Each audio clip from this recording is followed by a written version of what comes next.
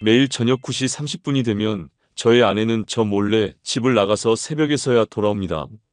집으로 돌아온 아내의 몸에는 멍자국이 있었고 담배 냄새와 술 냄새가 진동을 했습니다. 동네에는 아픈 남편을 집에 두고 저녁마다 유흥가로 향하는 아내를 향해서 수군거리고 손가락질하는 사람들이 저를 미치게 만들었습니다. 평생 저를 뒷바라지했던 아내에게 무슨 일이 일어나는 걸까요? 결국 저는 아픈 몸을 이끌고 아내를 미행했습니다. 그리고 충격적인 아내의 모습을 보고 주저앉을 수밖에 없었습니다. 저의 사연을 끝까지 들어주시고 저와 비슷한 처지에 놓이신 분들이 계시다면 댓글로 여러분의 경험을 나누어 주세요. 시청 전 구독과 좋아요, 그리고 알람 설정해 주시면 매일 새로운 이야기로 찾아뵙겠습니다. 저는 30년 넘게 중소기업에서 성실하게 일했어요. 매일 아침 6시 30분에 일어나서 저녁 8시에 퇴근하는 게 일상이었죠. 회사에서도 모범 직원으로 인정받았고 동료들과의 관계도 좋았어요. 퇴직할 때는 회사에서 감사패까지 받았거든요. 퇴직 후에는 퇴직금으로 작은 치킨집을 운영했어요. 아내와 함께 새벽부터 밤늦게까지 정말 열심히 했죠. 처음 6개월은 장사도 제법 잘 됐어요. 하지만 근처에 대형 프랜차이즈 치킨집이 들어오면서 손님이 점점 줄어들었고 결국 1년 만에 문을 닫을 수밖에 없었어요. 30년 직장 생활하면서 모은 돈이 하루아침에 날아가 버렸죠. 그래도 포기하지 않고 아파트 경비원 일을 시작했어요. 나이가 들어서 할 수 있는 일이 많지 않았거든요. 월급은 치킨집 때보다 훨씬 적었지만 그래도 꾸준한 수입이 있으니까 다행이라고 생각했어요. 새벽 6시부터 오후 6시까지 12시간씩 일했지만 불평하지 않았어요. 그런데 1년 전 갑작스럽게 위암 판정을 받았어요. 정기 건강검진에서 발견된 건데 의사 선생님 표정을 보는 순간 심상치 않다는 걸 직감했어요. 정말 하늘이 무너지는 것 같았죠. 아내와 함께 병원에서 나오면서 둘 다 한마디도 하지 못했어요. 그냥 멍하니 집으로 돌아왔던 기억이 나요. 다행히 수술은 성공적으로 끝났어요. 의사 선생님이 초기에 발견해서 다행이라고 하더라고요. 하지만 회복 과정이 만만치 않았어요. 지금까지도 집에서 요양을 하고 있거든요. 항암제 부작용 때문에 몸이 많이 약해져서 예전처럼 일을 할 수가 없더라고요. 조금만 움직여도 숨이 차고 하루 종일 피곤했어요. 저희 아내는 올해 65세예요. 이름은 이지선이고요.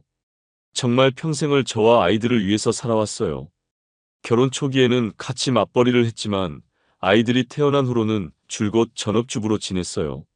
집안일부터 아이들 교육까지 모든 걸 도맡아서 했죠. 큰아들 민준이는 지금 시청 공무원이고 둘째 딸 은주는 우체국에서 일해요. 두 아이 모두 반듯하게 잘 키웠다고 자부해요. 모두 아내 덕분이죠. 사업 실패 이후로 경제적으로 많이 어려워졌어요. 치킨집 운영할 때 생긴 빚도 있었고 제 수술비도 만만치 않았거든요. 아이들은 각자 생활이 있으니까 크게 도움을 받을 수도 없었고요. 민준이는 결혼한 지 얼마 안 돼서 자기 살림 꾸리기도 바쁘고 은주는 아직 결혼도 안 한 상태에서 혼자 생활하느라 여유가 없었어요. 제 수술비랑 생활비 때문에 정말 빠듯했어요.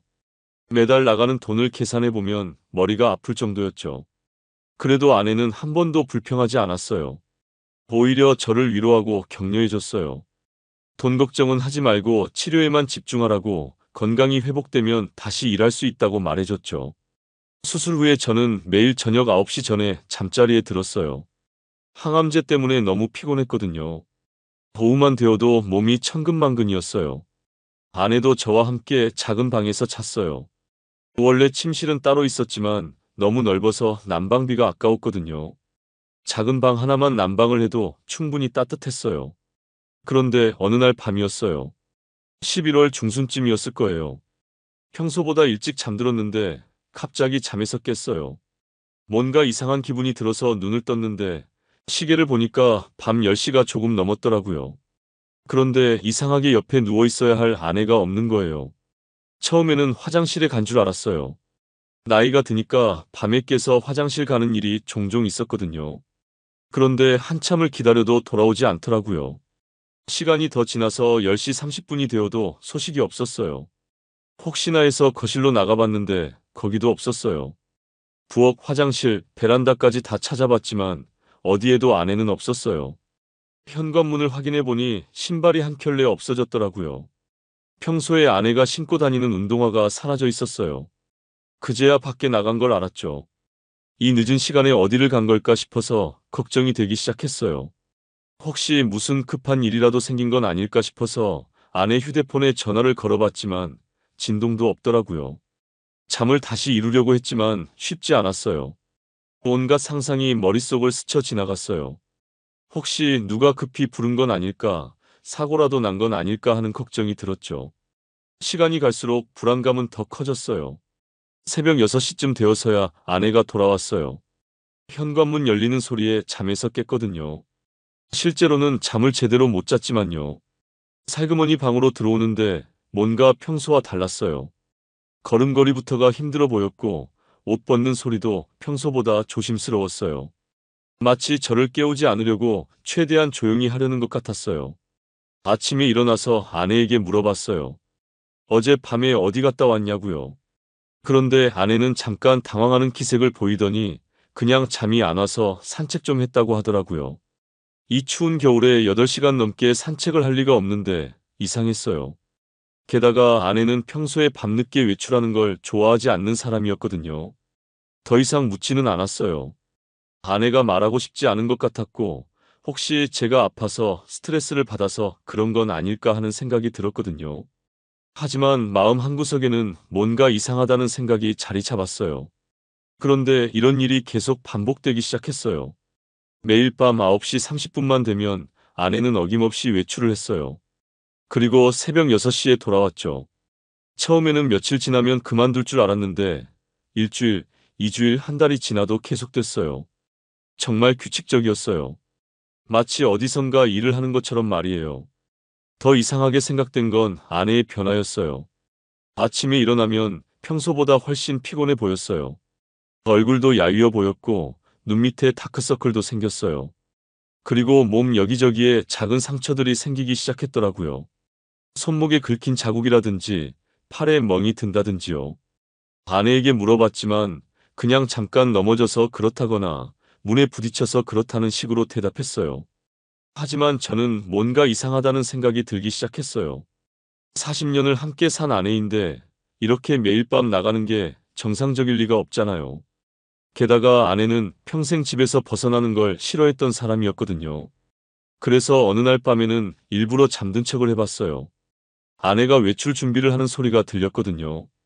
살짝 눈을 떠서 봤는데 아내는 평소보다 단정하게 옷을 입고 있었어요. 집에서 입는 편한 옷이 아니라 외출용 옷을 골라 입더라고요. 그리고 작은 가방도 챙기는 게 보였어요. 아내는 제가 잠들어 있는지 한참 동안 확인하더니 조심스럽게 방문을 열고 나갔어요. 발걸음 소리도 최대한 줄이려고 노력하는 게 느껴졌어요. 현관문이 조용히 닫히는 소리가 들렸죠. 저는 한참 동안 잠을 이룰 수가 없었어요. 대체 아내가 매일 밤 어디를 가는 걸까요? 그리고 왜 저에게는 숨기려고 하는 걸까요? 며칠 뒤부터는 더 이상한 일들이 생기기 시작했어요. 새벽에 돌아온 아내에게서 술 냄새가 나는 거예요. 아내는 평생 술을 거의 마시지 않는 사람이었거든요. 결혼 40년 동안 제가 아는 아내는 그런 사람이 아니었어요. 회식이나 명절에도 거의 입에 대지 않았던 사람이었죠. 처음에는 제가 착각한 줄 알았어요. 항암 치료 부작용으로 후각이 예민해진 걸 수도 있다고 생각했거든요. 인터넷에서 찾아보니까 항암제 부작용으로 감각이 예민해질 수 있다고 나와 있었어요. 하지만 며칠 연속으로 같은 냄새가 났어요. 분명히 알코올 냄새였어요. 맥주 냄새라기보다는 독한 술 냄새 같았어요. 그뿐만 아니라 아내 몸에 생기는 멍과 상처들도 점점 심해졌어요. 어느 날은 손등에 빨간 자국이 있었고 또 어느 날은 목 뒤에 긁힌 상처가 있었어요.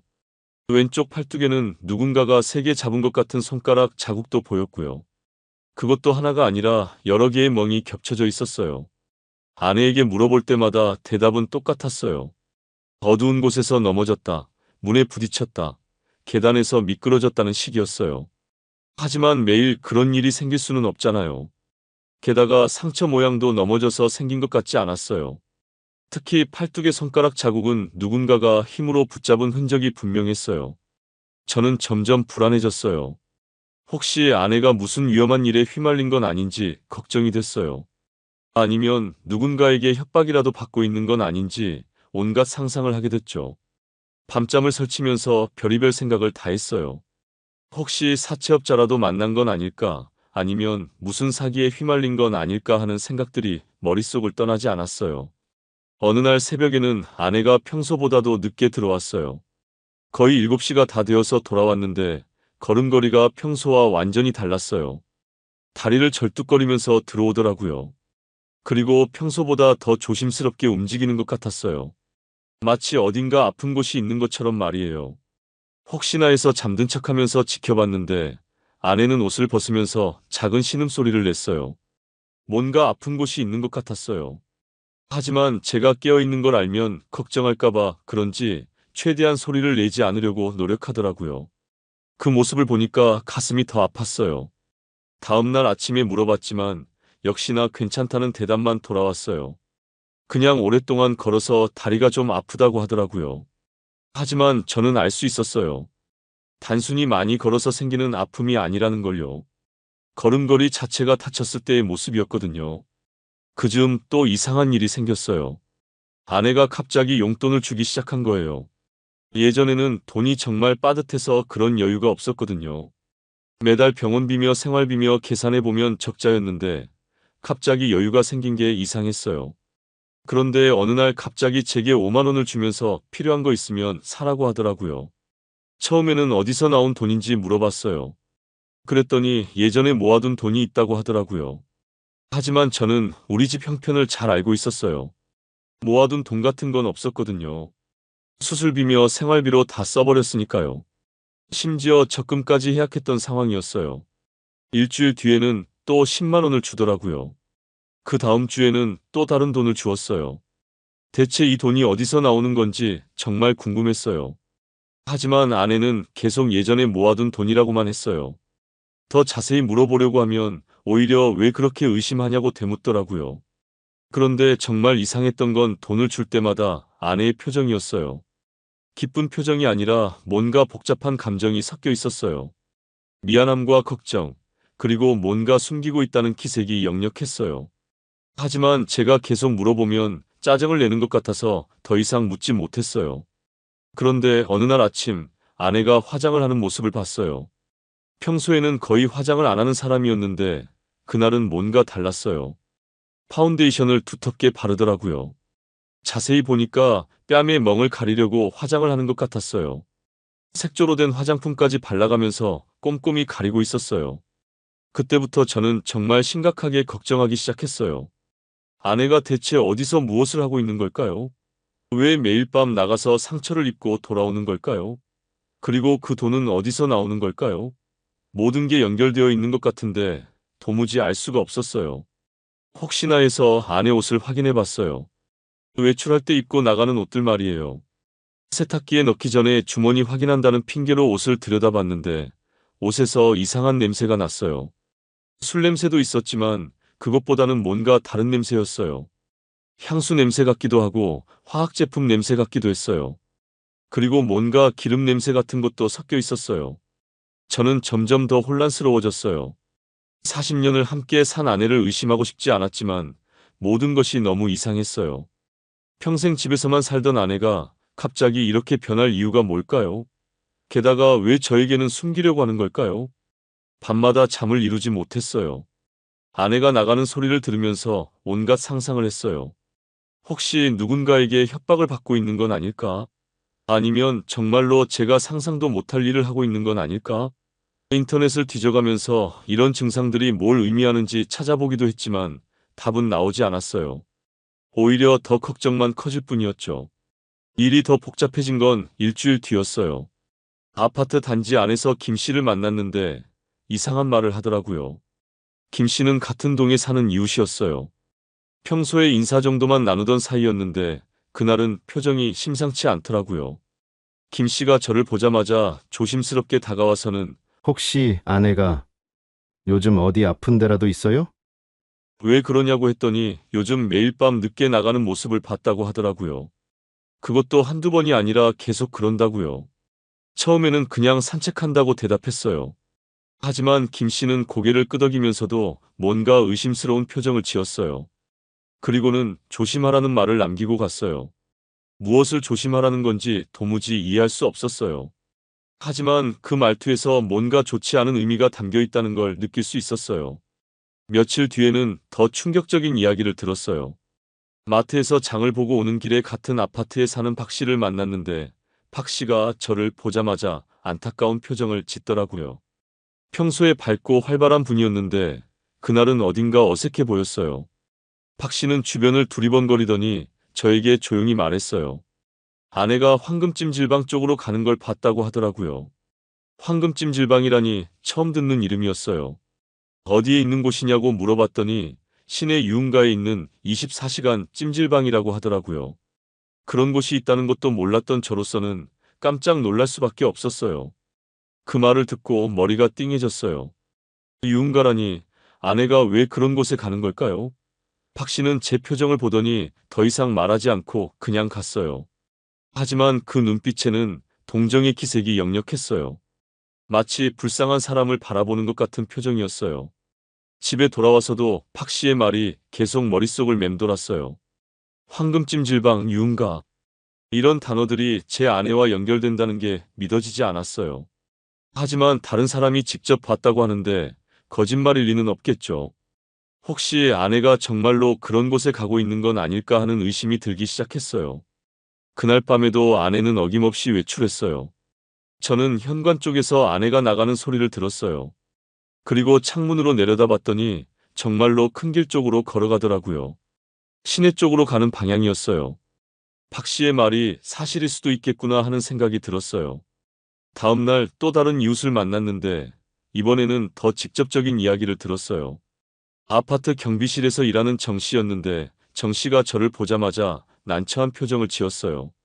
평소에 친하게 지내던 사이라서 더 신경이 쓰였어요. 정 씨는 한참을 망설이다가 조심스럽게 말을 꺼냈어요. 요즘 아내에 대한 이야기가 아파트에서 돌고 있다고 하더라고요. 무슨 이야기냐고 물어봤더니 대답하기를 꺼리더라고요. 그 모습 자체가 좋지 않은 소문이라는 걸 말해주고 있었어요. 계속 물어보니까 정 씨가 어쩔 수 없다는 듯이 말했어요. 사람들이 아내가 황금찜질방에서 일한다는 소문을 하고 있다고 하더라고요. 그것도 그냥 일반적인 일이 아니라 남자들을 상대하는 일이라고요. 그 말을 듣는 순간 머리가 하얘졌어요. 정말 충격이었어요. 제 아내에 대해서 그런 소문이 돌고 있다니요. 정 씨는 자신도 믿지 않는다고 했지만 여러 사람이 실제로 그 근처에서 아내를 봤다고 하더라고요. 게다가 밤늦게 그런 곳을 드나드는 모습이 여러 번 목격됐다는 거예요. 그날부터 아파트에서 사람들을 만날 때마다 이상한 시선을 느꼈어요. 어떤 사람들은 저를 보면 고개를 돌리거나 피하려고 했어요. 또 어떤 사람들은 동정의 눈빛으로 바라봤어요. 심지어 수근거리는 소리까지 들렸어요. 남편이 아픈데 아내가 그런 일을 한다는 식으로 말이에요. 엘리베이터를 탔을 때도 마찬가지였어요. 다른 층 사람들과 마주치면 어색한 침묵이 흘렸어요. 누군가는 작은 소리로 수근거리는 것 같았고 누군가는 저를 흘끔흘끔 쳐다봤어요. 그런 시선들이 너무 부담스러웠어요. 평생 성실하게 살아온 저로서는 견디기 힘든 상황이었어요. 며칠 뒤에는 더 구체적인 소문을 들었어요. 슈퍼마켓 앞에서 만난 이 씨가 저에게 말하더라고요. 아내가 황금찜질방에서 나오는 걸 직접 봤다고 하면서 옷차림도 평소와 다르고 화장도 진하게 하고 있었다고 하더라고요. 그리고 함께 나온 여자들도 다들 비슷한 차림이었다고 했어요. 그리고 무엇보다 충격적이었던 건 다음 말이었어요. 남편이 암 투병 중인데 아내가 그런 일을 한다는 게 이해가 안 간다고 하더라고요. 요즘 세상에 그런 일도 있냐면서 혀를 끌끌 차더라고요. 저는 아무 말도 할 수 없었어요. 변명할 말도 없었고 뭐라고 대답해야 할지도 몰랐어요. 집에 돌아와서 거울을 봤는데 제 얼굴이 말이 아니었어요. 수척해진 것도 있지만 표정 자체가 완전히 늙어 보였어요. 이런 소문들 때문에 스트레스를 받고 있었나 봐요. 밤에는 잠도 제대로 오지 않았고 낮에는 사람들을 마주치는 게 두려웠어요. 더 힘들었던 건 아이들이 알게 될까봐 걱정되는 것이었어요. 민준이나 은주가 이런 소문을 듣게 되면 얼마나 충격을 받을까요? 평생 존경하던 어머니에 대한 이런 이야기를 들으면 어떤 기분일까요? 생각만 해도 가슴이 아팠어요. 그날 밤 아내가 외출 준비를 할 때 저는 정말 복잡한 심정이었어요. 아내를 믿고 싶었지만 너무 많은 사람들이 같은 이야기를 하고 있었어요. 게다가 구체적인 장소까지 나오고 있으니까 그냥 근거 없는 소문은 아닌 것 같았어요. 과연 무엇이 진실일까요? 제가 40년 동안 알고 지낸 아내가 정말로 그런 일을 하고 있는 걸까요? 소문이 퍼진 뒤로 저는 정말 괴로웠어요. 밤마다 잠을 이룰 수가 없었어요. 아내가 외출할 때마다 가슴이 철렁 내려앉았고 새벽에 돌아올 때마다 온갖 상상이 머릿속을 맴돌았어요. 정말로 그런 일을 하고 있는 건 아닐까 하는 의심과 40년을 함께 산 아내를 믿어야 한다는 마음 사이에서 갈등했어요. 아내를 믿고 싶었어요. 40년을 함께 산 사람인데 그런 일을 할 리가 없다고 생각했어요. 하지만 현실은 달랐어요. 매일 밤 외출하는 것도 사실이고, 몸에 상처가 생기는 것도 사실이고, 술 냄새가 나는 것도 사실이었어요. 게다가 갑자기 생긴 돈까지 모든 게 의심스럽기만 했어요. 게다가 여러 사람이 황금찜질방 근처에서 아내를 봤다고 하니까 그것도 거짓말은 아닌 것 같았어요. 그렇다면 아내가 정말로 그곳에서 무슨 일을 하고 있는 걸까요? 동네 사람들의 말이 사실이라면 저는 어떻게 해야 할까요? 어느 날은 아내에게 직접 물어보려고 했어요. 하지만 막상 입을 열려고 하니까 말이 나오지 않더라고요. 만약 소문이 사실이라면 어떻게 해야 할지 모르겠었어요. 그리고 만약 사실이 아니라면 의심한 제가 너무 미안했고요. 어떻게 말을 꺼내야 할지 감이 잡히지 않았어요. 그런데 며칠 뒤에 더 충격적인 일이 생겼어요. 아내가 새벽에 돌아왔는데 평소보다 훨씬 늦었어요. 거의 8시가 다 되어서 들어왔는데 모습이 정말 말이 아니었어요. 지금까지 본 것 중에서 가장 심한 상태였어요. 머리카락은 흐트러져 있었고 옷도 구겨져 있었어요. 그리고 얼굴에는 빨간 자국이 있었어요. 누군가와 다툰 것 같은 모습이었어요. 무엇보다 걸음걸이가 평소와 완전히 달랐어요. 다리를 절뚝거리면서 겨우 걸어 들어오더라고요. 아내는 제가 일어나 있는 걸 보고 깜짝 놀라더라고요. 그리고는 서둘러 화장실로 들어갔어요. 한참 뒤에 나왔을 때는 얼굴을 씻고 정리를 한 상태였지만 여전히 지쳐 보였어요. 그리고 왼쪽 팔을 조심스럽게 만지고 있었어요. 무슨 일이 있었냐고 물어봤더니 그냥 길에서 넘어졌다고 하더라고요. 하지만 그건 넘어져서 생긴 상처가 아니었어요. 누군가와 몸싸움을 한 것 같은 흔적이었어요. 특히 얼굴에 빨간 자국은 손바닥으로 맞은 것 같았어요. 그날 아침에 아내가 샤워를 하는 동안 저는 아내 옷을 확인해 봤어요. 어젯밤에 입고 나간 옷 말이에요. 옷에는 이상한 냄새가 심하게 났어요. 술 냄새, 담배 냄새, 그리고 제가 알 수 없는 다른 냄새들이 섞여 있었어요. 향수 냄새도 있었는데 아내가 쓰는 향수는 아니었어요. 더 이상 참을 수가 없었어요. 저는 아내에게 솔직하게 말했어요. 요즘 동네에서 안 좋은 소문이 돈다고 황금찜질방에서 일한다는 이야기가 있다고 말이에요. 아내는 깜짝 놀라더니 화를 냈어요. 누가 그런 말도 안 되는 소리를 하냐고 자신을 믿지 못하냐고 하더라고요. 그리고는 그냥 친구를 만나러 가는 것뿐이라고 했어요. 밤에 만나는 친구도 있고 늦게 돌아올 때도 있다고 하더라고요. 하지만 저는 납득할 수 없었어요. 매일 밤 9시 30분에 나가서 새벽 6시에 돌아오는 게 친구 만나는 일인가요? 게다가 몸에 상처를 입고 돌아오는 게 정상인가요? 친구를 만나서 이렇게 될 수는 없잖아요. 아내는 제가 계속 묻자 더 화를 냈어요. 자신을 의심하지 말라고 힘든 상황에서 서로 믿고 지내야 하는 거 아니냐고 하더라고요. 그 말을 듣고 저도 더 이상 말할 수 없었어요. 하지만 의심은 더 커졌어요. 아내가 화를 낸다는 건 뭔가 숨기는 게 있다는 뜻일 수도 있잖아요. 정말로 떳떳하다면 차근차근 설명해 줄 수도 있을 텐데 말이에요. 오히려 화를 내면서 대화를 차단하려고 하는 게 더 의심스러웠어요. 그날 밤에도 아내는 외출했어요. 저는 현관에서 아내가 나가는 모습을 몰래 봤어요. 평소보다 더 단정하게 옷을 입고 화장도 진하게 하고 나가더라고요. 정말로 친구를 만나러 가는 모습일까요? 아니면 다른 일을 하러 가는 모습일까요? 밤새 잠을 이루지 못했어요. 온갖 상상이 머릿속을 스쳐 지나갔어요. 혹시 아내가 정말로 그런 일을 하고 있는 건 아닐까? 그렇다면 왜 그런 선택을 한 걸까? 제가 아파서 경제적으로 어려우니까 그런 일을 하게 된 걸까? 그 생각을 하니까 더 괴로웠어요. 만약 그게 사실이라면 모든 게 제 책임이잖아요. 제가 아프지 않았다면, 제가 돈을 벌 수 있었다면 아내가 그런 일을 할 필요가 없었을 텐데요. 자책감과 죄책감이 밀려왔어요. 다음 날 아침 아내를 보니까 예전보다 훨씬 피곤해 보였어요. 더 이상 이런 상황을 지켜볼 수가 없었어요. 진실이 무엇인지 확인해야겠다고 결심했어요. 계속 이렇게 의심하고 살 수는 없었으니까요. 그런데 동시에 두려웠어요. 만약 정말로 소문이 사실이라면 어떻게 해야 할까요? 40년 결혼 생활이 이렇게 끝나는 걸까요? 아이들은 어떻게 받아들일까요? 모든 게 불안하고 무서웠지만 그래도 진실을 알아야겠다고 생각했어요. 더 이상 참을 수가 없었어요. 진실이 무엇인지 직접 확인해 보기로 결심했어요. 그날 밤 아내가 외출 준비를 할 때 저도 몰래 따라가기로 했어요. 정말 용기가 필요한 일이었어요. 혹시 제가 원하지 않는 진실을 보게 될까봐 두려웠거든요. 아내는 평소처럼 9시 30분에 외출했어요. 저는 5분 정도 기다렸다가 조심스럽게 뒤를 따랐어요. 몸이 아직 완전히 회복되지 않아서 멀리 걷기는 힘들었지만 어떻게든 따라가야 했어요. 가슴이 두근거렸지만 이제는 진실을 알고 싶었어요. 아내는 아파트 단지를 나와서 큰 길로 향했어요. 걸음걸이가 빨랐어요. 마치 늦으면 안 되는 일이 있는 것처럼 서둘러 걸어가더라고요.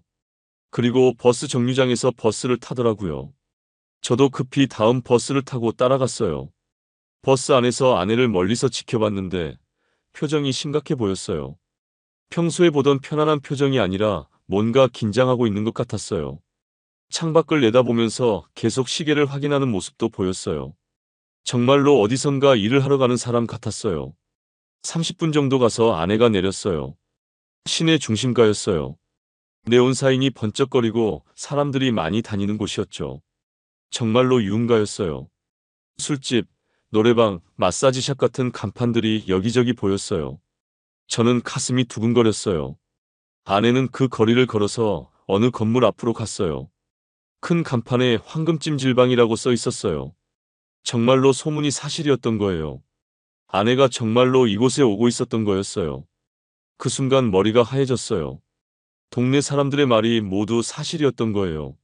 아내는 주변을 둘러보더니 건물로 들어갔어요. 저는 어떻게 해야 할지 몰라서 한참 동안 밖에서 서성였어요. 과연 안에서 무슨 일을 하고 있을까요? 정말로 사람들이 말하는 그런 일을 하고 있는 걸까요? 머릿속이 복잡했어요. 1시간 정도 기다렸을까요? 건물 뒤쪽으로 가보니까 직원 출입구가 있었어요. 그곳으로 들어가는 사람들을 봤는데 대부분 나이 든 여성들이었어요. 모두 비슷한 옷을 입고 있었어요. 그리고 손에는 무언가 도구가 들어있는 바구니를 들고 있었어요. 그때 저는 깨달았어요. 그들이 입고 있는 옷이 청소용 유니폼이라는 걸요. 분홍색 앞치마와 고무 장갑을 끼고 있었어요. 그리고 바구니 안에는 청소 도구들이 들어있었고요. 혹시 아내도 그런 일을 하고 있는 건 아닐까요? 유흥업소가 아니라 청소 일을 하고 있는 건 아닐까요? 조금 더 기다려보니까 아내가 나왔어요. 정말로 청소용 유니폼을 입고 있었어요. 손에는 청소 도구들이 들어있는 바구니를 들고 있었고요. 아내는 청소부로 일하고 있었던 거예요. 유흥업소에서 일하는 게 아니라 찜질방 청소를 하고 있었던 거였어요. 저는 그 자리에서 다리에 힘이 풀렸어요. 안도감과 동시에 미안함이 밀려왔어요. 아내가 유흥업소에서 일한다는 소문은 거짓이었어요. 하지만 24시간 찜질방에서 야간 청소부로 일하고 있었던 거예요. 65세 나이에 그런 힘든 일을 하고 있었던 거였어요. 아내는 건물 안으로 들어가서 청소를 시작했어요. 저는 창문 너머로 아내의 모습을 지켜봤어요. 화장실 청소를 하고 바닥을 닦고 쓰레기를 치우고 있었어요. 정말로 힘들어 보였어요. 그런 일을 매일 밤 8시간 넘게 하고 있었다니요. 한밤중이 되니까 술에 취한 손님들이 많이 왔어요.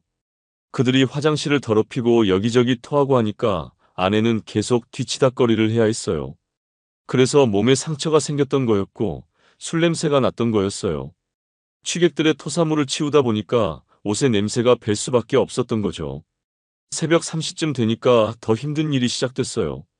취객들이 화내면서 아내에게 소리를 지르기도 했어요. 심지어 어떤 사람은 아내를 밀치기도 했어요. 아내는 그런 상황에서도 참으면서 일을 계속했어요.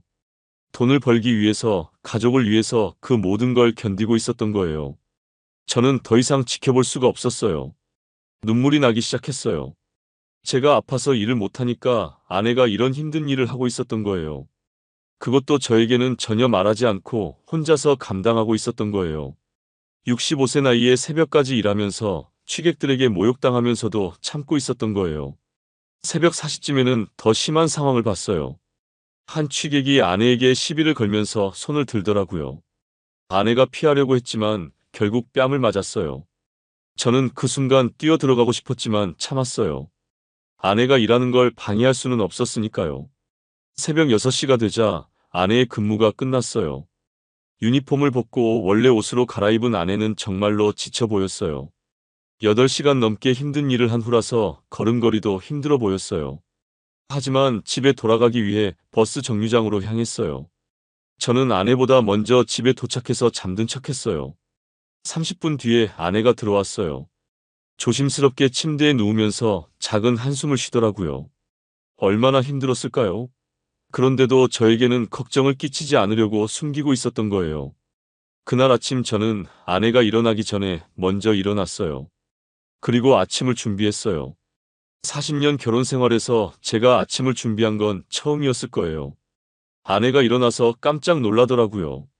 왜 갑자기 아침을 준비했냐고 물어보더라고요. 저는 아내에게 말했어요. 이제 모든 걸 알고 있다고, 황금찜질방에서 청소 일을 하는 것도 알고 있다고 말이에요. 아내는 당황하더니 눈물을 흘리기 시작했어요. 그동안 숨겨왔던 모든 게. 아내가 눈물을 흘리는 모습을 보니까 저도 참을 수가 없었어요. 두 사람이 부엌에서 한참 동안 울었어요. 40년을 함께 살면서 이렇게 많이 운 적은 없었던 것 같아요.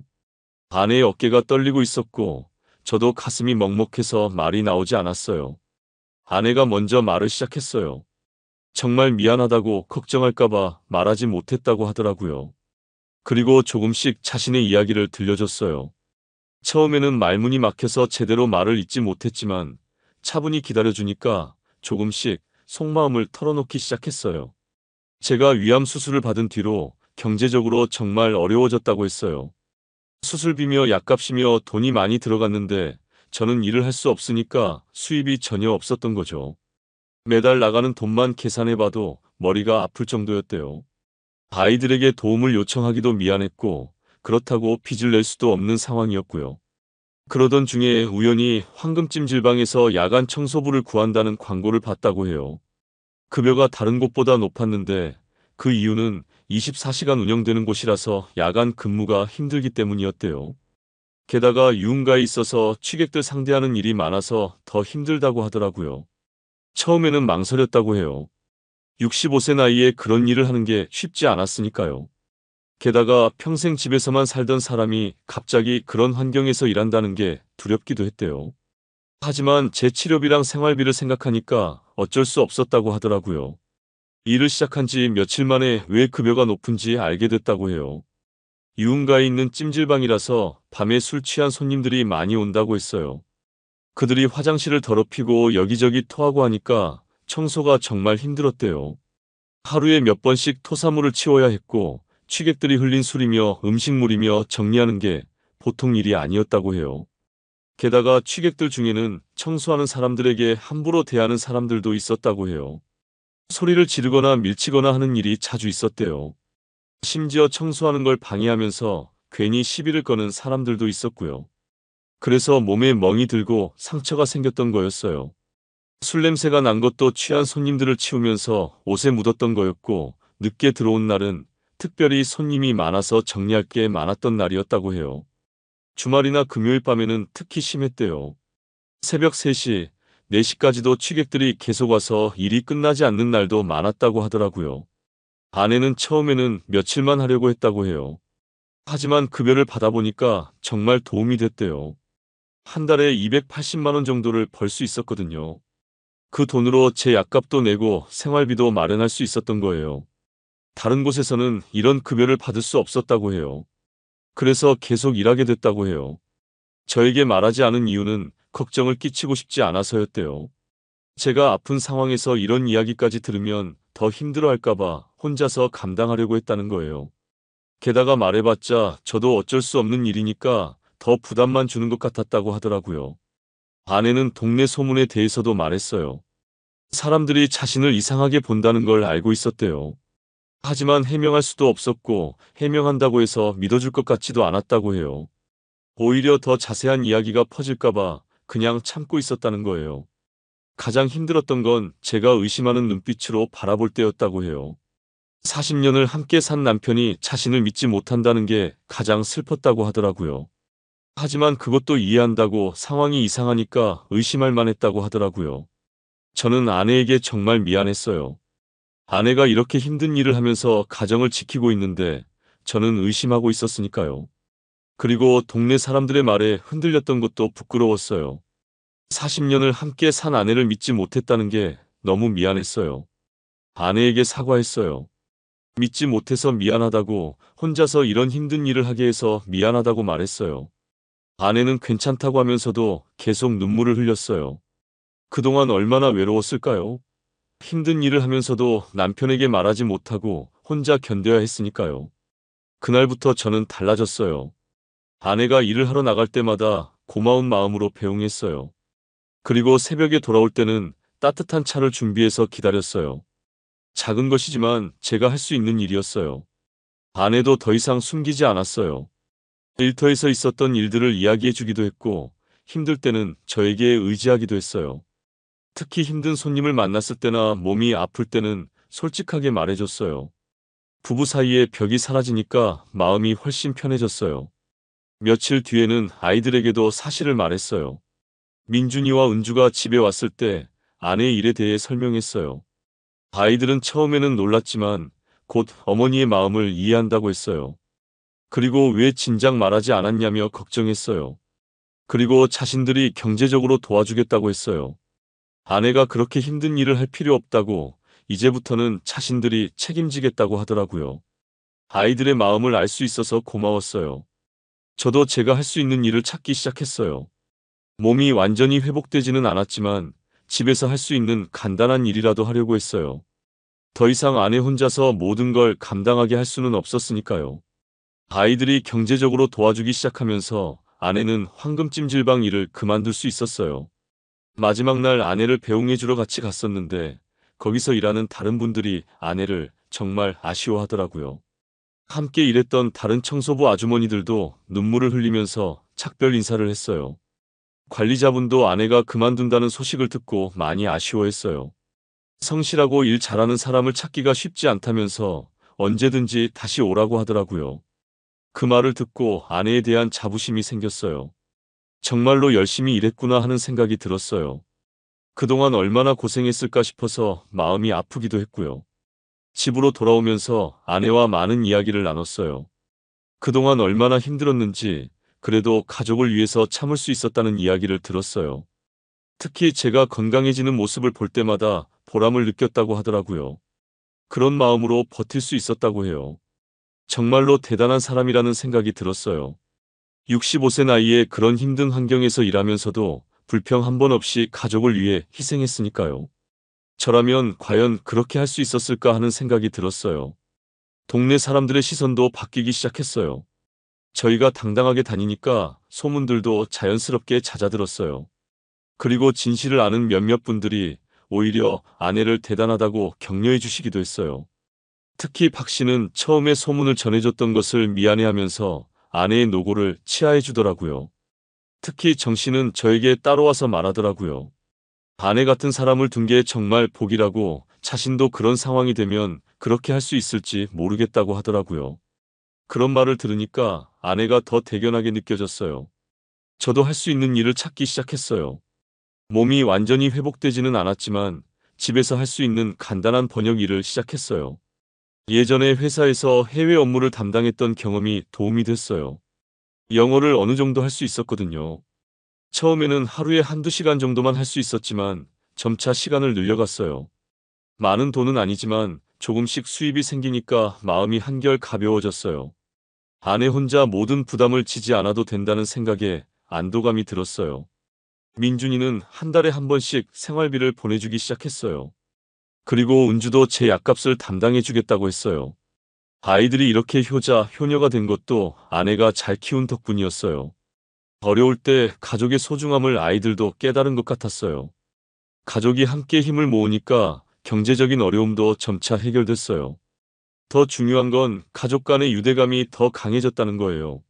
서로를 더 이해하고 배려하게 됐어요. 이전에는 각자 바빠서 깊은 대화를 나누지 못했는데 이제는 자주 모여서 이야기를 나누게 됐어요. 몇 달 뒤에는 제 건강도 많이 좋아졌어요. 정기 검진에서도 좋은 결과가 나왔고 의사 선생님도 회복이 빠르다고 칭찬해 주셨어요. 가족의 사랑과 지지가 치료에 큰 도움이 된 것 같아요. 스트레스가 줄어드니까 몸도 더 빨리 회복되는 것 같았어요.